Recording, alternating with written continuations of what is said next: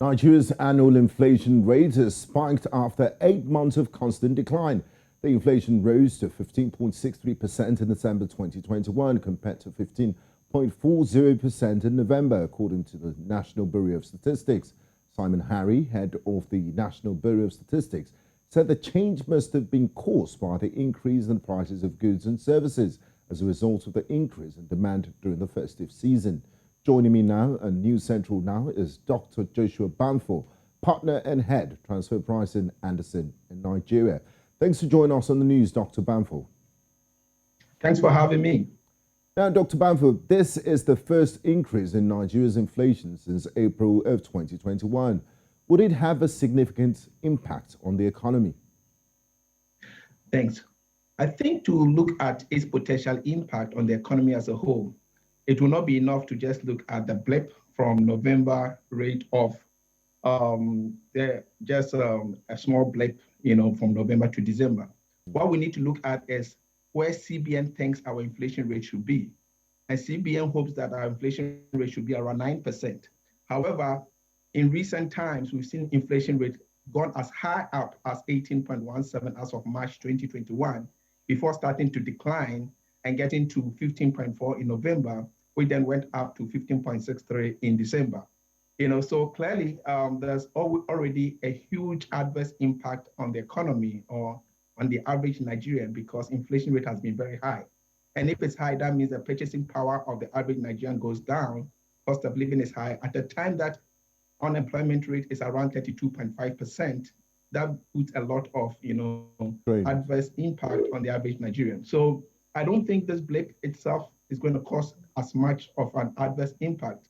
But the way we need to look at it is look at it holistically. The fact that since 2020, begin January 2020, inflation rate has consistently grown from 12.1, hit a high of 18.17 in March 2021, before starting to decline, got to 15.4 in November 2021, and then went up a little bit because of the Christmas festivities to 15.63 in December. Now, could this mean that Nigeria could slip back into recession? No, this might not necessarily mean we can get back into recession. The good news when it comes to the growth of the economy is that if you look at the quarterly results that we see for 2021, quarter two, we saw a growth rate of over 5% when you compare quarter two 2021 to quarter two 2020. In quarter three, once again, we saw a growth rate of about 4% if you compare quarter three 2021 to quarter three 2020. So all indications shows that we're going to continue to have a positive growth rate and the economy is not going to contract unless there's some unanticipated exogenous shock. If you look at projections that has come from World Bank and IMF, they project 2021 to have ended on an annual growth rate of around 2.6% and 2022 to end around 2.27. So all these are good indicators that we are not going to enter into a recession. However, inflation is a bad thing. It makes people's life worse because it reduces your purchasing power and cost of living goes up at a time that we are not creating as many jobs. Exactly. Now, considering the Finance Act of 2021, which has many new provisions that will further tax Nigerians on the receiving end of inflation and the ever-increasing cost of goods and services, what type of inflation would Nigerians be facing? So clearly, we already are facing a situation whereby the average prices on goods and services are high.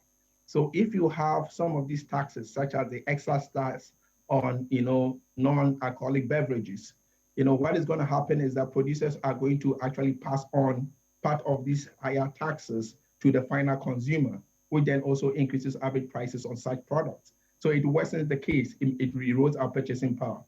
At the same time, you also have a situation where even in the educational sector, we are going to be taxing, educational institutions when it comes to provision of educational services. What they're going to do, and we've already started seeing it, is that school fees are going to go up at a time that the average Nigerian doesn't have as many jobs or can't find jobs. Unemployment rate is around 32.5. So these taxes can have the impact of worsening the welfare of the average Nigerian. But generally, I believe that there's more to be done. The economy has to actually pick up so that more people have jobs. In that case, they can survive even when there's a relatively high inflation. Okay, thank you very much for your insights, Dr. Banford. It was a pleasure having you on the news. Thank you for having me.